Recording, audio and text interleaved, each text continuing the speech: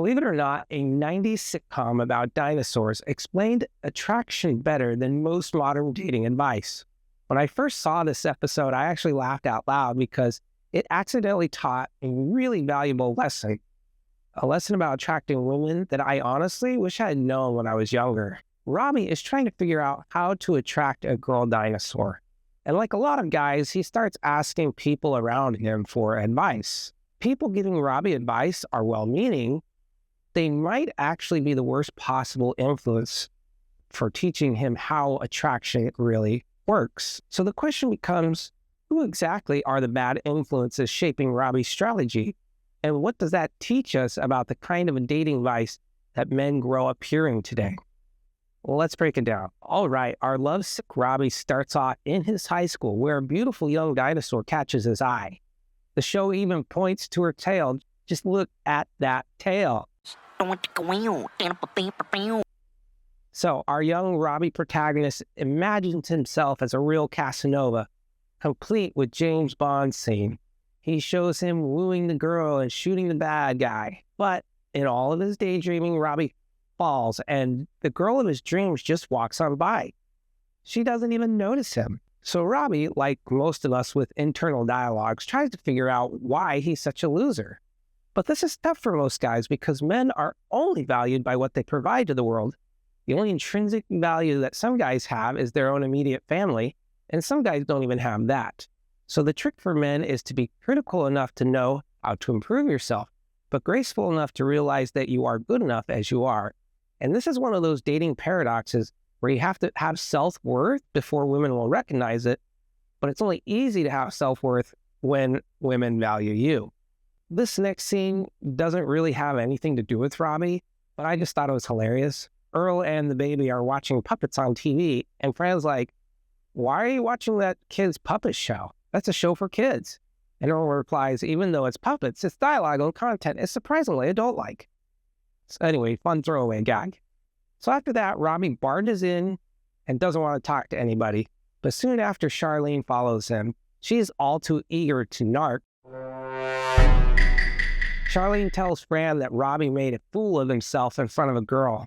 So Fran decides that she's going to do something about this, to which she quickly walks over to Earl and tells him that he should do something about this. This is peak 90s TV where the bumbling dad is pussy whipped by the confident, cool, and angry mom. Shows like The Simpsons, Unhappily Ever After, Married with Children, and Malcolm in the Middle.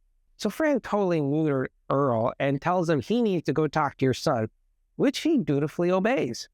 But because he's a total bumbling idiot, he says to Robby, "Your mom just told me to talk to you, so why don't we watch TV instead of talking?" Thankfully, we don't have to cringe too long with Dad here because we're given another TV show, which honestly are so much fun and one of the best parts of Dinosaur show. They have the show Love Confessions, and on the right, we see a woman describing her date with the man. The moderator asks her for more details, and she just lays into what a terrible kisser and conversationalist he was and how embarrassing he was on the date. And then, shockingly dark for a 90s TV show. So Robby then poses a question to Earl. Well, how do you get girls then? And he says, well, he doesn't know. Nobody knows, except they like curtains for some reason. Again, this is just foolish simp dad energy. As no sooner does he say this than eavesdropping Fran comes to do the job that she told Earl to do because she couldn't trust bumbling Earl to teach his son about girls. Fran then gives the most epically bad advice that has ever been uttered in the history of bad advice when she says, what impresses girls is sensitivity. This is what the 90s propaganda was all about, domesticating men, emasculating men, telling men to shed their masculinity and be sensitive. There was even a Mel Gibson movie about what women want, and the premise was that he could hear women's thought and give them exactly what they want.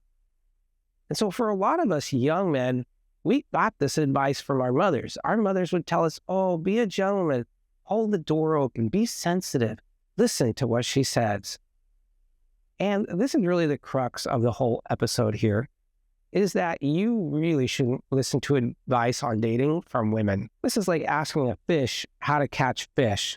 Women don't know what they want. And worse, even if they did, they wouldn't want to tell you because it makes them look slutty. And worse, even if they did know and they did want to tell you, they would resent you for not knowing already. So what Fran's really saying here is what she wants from Earl. She wants Earl to be more sensitive. And if you know anything about this show, you know Earl is never sensitive whatsoever. And she still chose to marry him. I take that back. There is an episode where the marriage license expires and he wins her back by being sensitive. Let me know in the comments if you want a breakdown of that episode. So the very next scene, Robby takes up his mom's advice to heart, and he goes up to Caroline Foxworth and he says to her, "Oh, I'm just so sad. I'm so sad because the continents are drifting apart and I feel like it's all my fault." And he's literally crying. And I bet you can guess what's going to happen. And with this great display of sensitivity, she says, "Robby, I've never seen this side of you.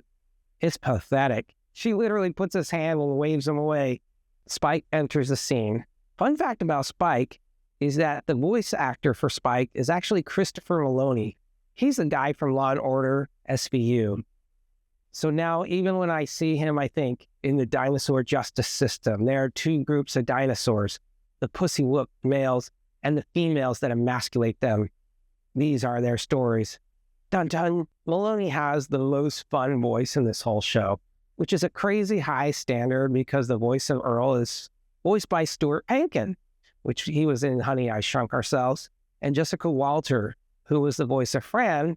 She's the mom from Archer, and it's just really fun to listen to them. So anyway, Spikes tells him that what he witnessed, it was a pathetic display, but not to worry, he's going to help him. So I just never noticed this before, but the back of his jacket says Rampaging Trilobites. It just shows that the writers, costumers, and puppeteers of this show had such a commitment to it. They had attention to detail, and you could just tell they cared about the show. So little details like that, giving the school a name and mascot sewed into the leather jacket is really fun. Anyway, Spike offers to give him some red pill advice in exchange for some shekels. So they do. The first thing Robby asks him is what he thinks of his idea to win her heart by buying her a bracelet. Now, I know it's pretty common to recognize simp behavior nowadays, but even in the 90s, you could recognize this as simp behavior. Everyone kind of instinctively knew it, even 100 billion years ago. But in case you missed the message, buying her stuff to impress her just doesn't work. Spike says if you really want to impress her, just see if there's any males out there that she's hanging out with. And if there are any that she hangs out with, just go kill them. Dude, that's literally Spike's advice.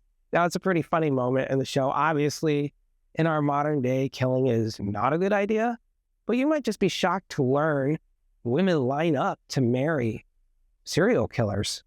So as funny as this is, it kind of taps on that deeper psychological aspect that women do crave dangerous man. Now, I'm not suggesting you should kill anyone, not at all, but you should be strong. You should be powerful, and you should have physical dominance. This is the first and most important rule of attracting women. Be strong. So far, Spike's advice is right on the money. Next thing he tells him to do is go up and sniff and growl at her. Again, probably great advice for dinosaurs, probably not so great advice for modern day. But here is the modern day equivalent. Spike says that women aren't as domesticated as you might think. Women are animals at the end of the day, and she's going to respond to him being an animal. So our modern day equivalent might be to look at. And if you are anything like me, you were taught that staring at people is impolite. So much emphasis of my upbringing was about how to be polite. But if you stare at a woman longer than you would otherwise, longer than would be considered polite, and then when she does make eye contact with you, you give her the look that says, I'm going to jump your bones. I'm going to do all sorts of things to you that you would blush too much to even write into your journal. This is the exact same analogy here. You have to signal to her that your intentions for her are not wholesome. Or not. They are entirely selfish. They are entirely lustful and sinful.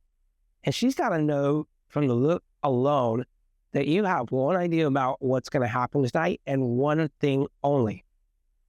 Of course, Caroline is shocked by being growled at. She was not expecting it from a simp like Robby. So what does she do? She smacks him with her tail. He says, I thought girls were supposed to like this.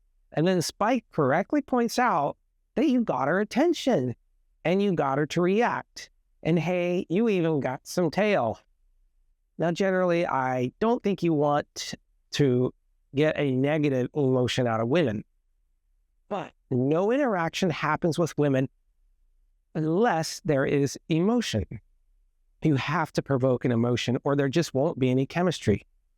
You can call it vibes, you can call it chemistry, you can call it voodoo. Point is, unless you're able to invoke an emotion in her, you're not getting any tail. So Robby and Spike go off, and Spike says, don't worry, I'm going to help you. It's just going to cost you more money.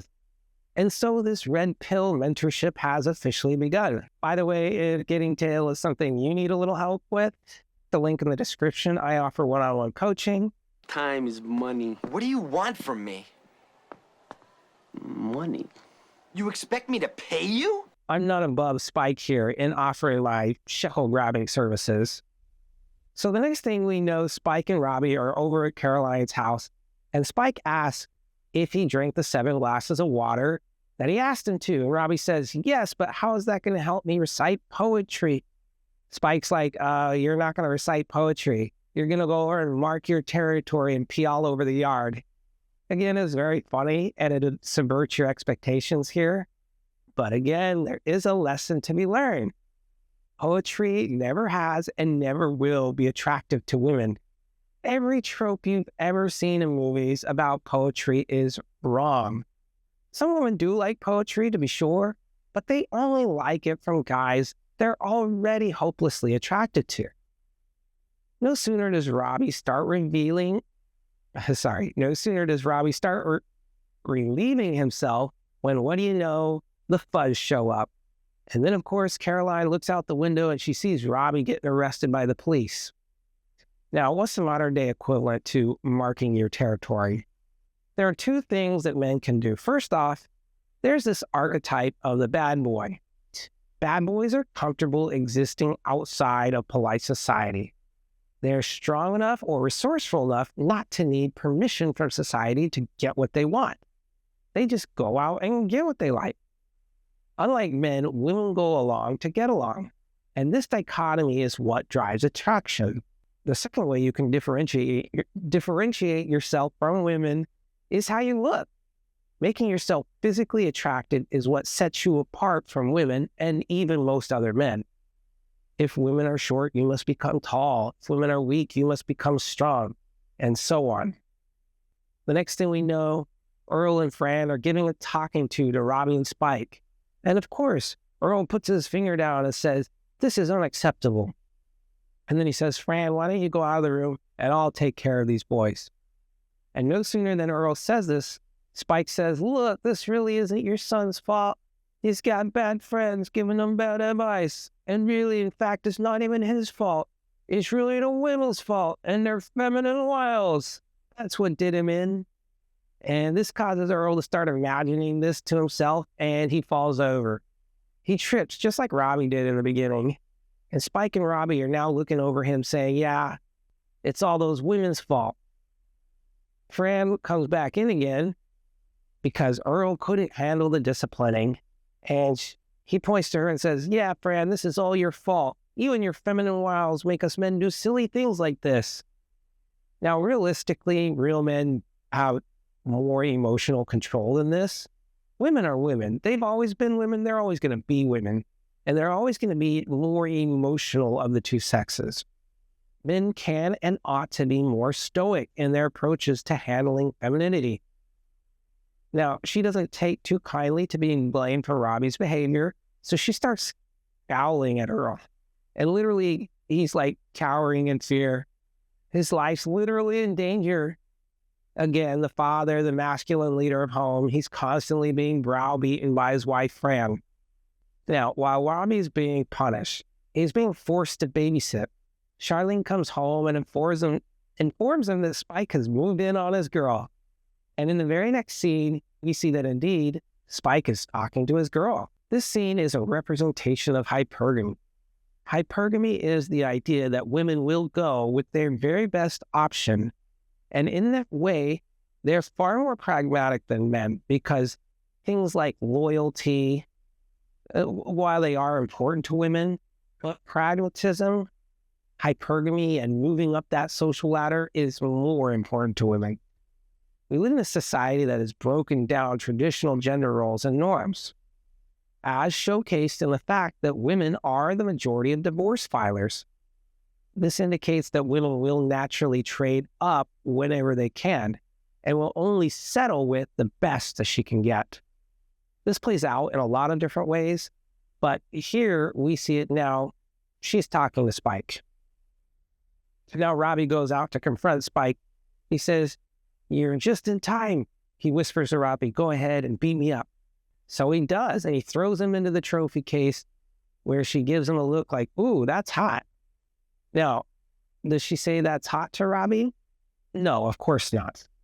She says to him, "That's the most pathetic thing I've ever seen, that display of machismo. If you really wanted me, all you had to do was ask." This is key for men out here listening. You know that's not all you have to do is ask. It's the last thing you have to do. Like a chump, Robby once again takes the woman's advice. Robby says, "Okay, will you go out with me?" And she says, "No, I'm not going to go out with you." And so, of course, he's forlorn. He's sunken. He's sullen. He goes to confront Spike and says, "Man, you were supposed to give me a girlfriend." Spike replies, "You're the one bringing down my average." And Robby says, "Well, I don't have any more money." And he says, "Well, you got food?" And he says, "Yeah, let's go back to your house." And the episode ends there. Now, unfortunately, they never really show if Robby gets the girl in the long run or not. Maybe they do in another episode. But what's kind of interesting is that throughout this whole series, the extreme macho man, Spike, he actually does get the girl a lot of the time. And the very unsensitive Earl, even though he's quite henpecked as a married dinosaur, when he was single, he was able to attract Fran. This script was written by Only Goodman. Goodman was an environmentalist at the time, and you can really tell he was one of these early 90s hippie liberal types pushing that tree-hugging propaganda.